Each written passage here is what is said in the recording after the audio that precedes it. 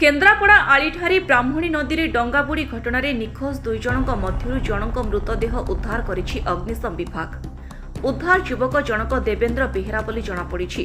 अन्य पक्षरे बुड़ी जाइथिबा डंगार नाउरिया सुदर्शन स्वाई 4 जनक उद्धार करिबा परे से नदी सुअरे निखोज हो जाइथिले। एपर्यंत नाउरिया को ठाप करा जाई पारि नाही।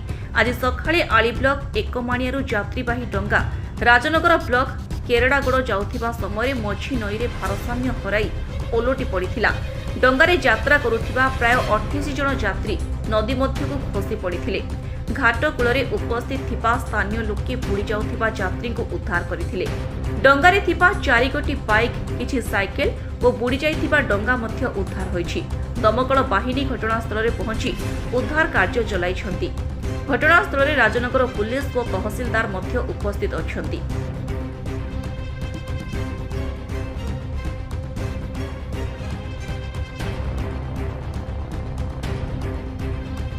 आलिरू सरजकांत दास को रिपोर्ट, टाइम्स 1 ओडिया।